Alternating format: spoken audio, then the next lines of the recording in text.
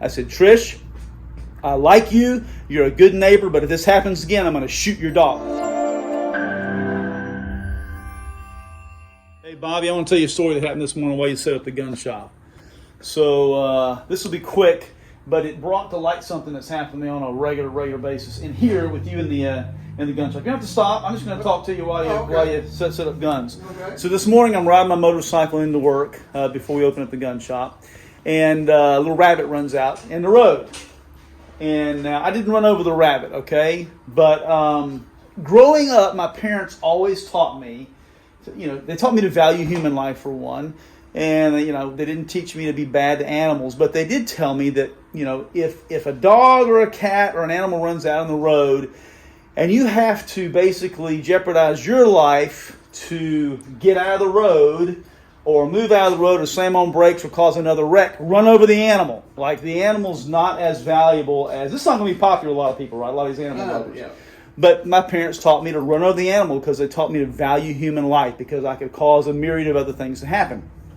So the title of this video is what's important here. And again, the reason I'm doing this is because it's the value of human life. So, Bobby, how many people do you think we have a week come in here, ladies, you're on video by the way, ladies that come in and talk about, hey, I want to lock my gun up, I want to get a good safe for it, how do I conceal carry? Well, I really don't want to carry it on my side, but I want to carry it in my purse. What's the best way to get to it? Like, how many ladies ask us questions about that? Probably half. Probably half. Like, it happens all day, every day. Long, yes. Literally, the question happens all day, every day.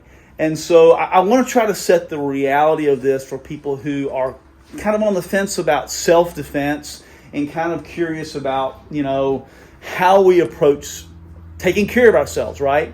So I'm going to set the story up. I was working in my yard, and I heard one of my kids screaming. At the time, he was I'm guessing he was maybe 6 years old.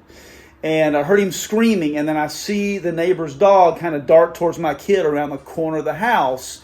And so I go running after the dog, yelling. The owner sees what's going on. She's in her yard. This is when I used to live in a normal neighborhood, like a normal suburban neighborhood, right? Suburban neighborhood. And so I go running down the hill. I'm getting my gun out. I'm going to shoot this dog if he attacks my kid, right? So two things happen. I'm running up, yelling at the dog, like viciously yelling at this dog, which is showing all its teeth, growling at my son.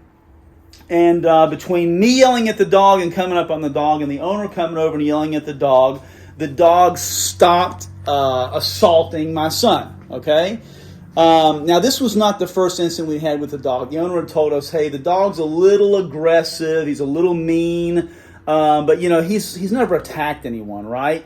So we had seen the dog be vicious before, and, of course, my adrenaline's going like crazy. Your kids maybe... life is in danger, and listen, I had a girl that I grew up with who was attacked by a dog. Her face had some severe scarring from having been attacked by a dog.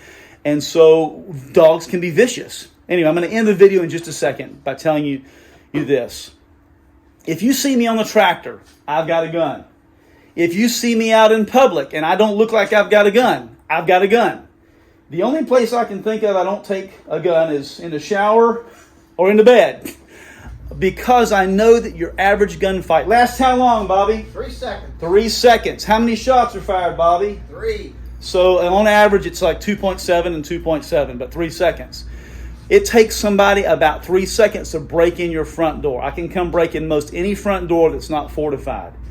You need to have your protection on you. You need to have it available. You don't need to have it locked up. I don't even care what your state says. If your state says you got to have a locked pistol in a locked box beside your bed, then leave it sitting in the box with the box open and tell them it was locked when somebody broke into your house. Because this is really good. Guns and Gadgets. I love guns. You like Guns and Gadgets, don't you, Bobby? Guns and Gadgets, yep. Guns and Gadgets has this saying. He says, when seconds count, the police are only what, Bobby? Minutes away. When seconds count. Several minutes. Yeah, several minutes. So you will not have time to respond unless you have your gun on you.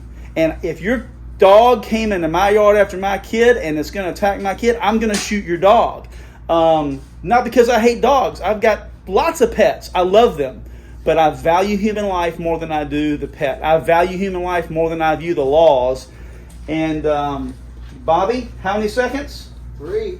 3 seconds is all you'll have to generally respond. I had about 3 or 4 seconds to respond to the dog chasing my kid. I'm glad I didn't have to shoot my neighbor's dog, but I told her, I said, Trish, I like you. You're a good neighbor, but if this happens again, I'm going to shoot your dog. So value human life, value your kids, and be prepared, because sometimes things happen very, very quickly. Do me a favor, will you? Like and subscribe. Feel free.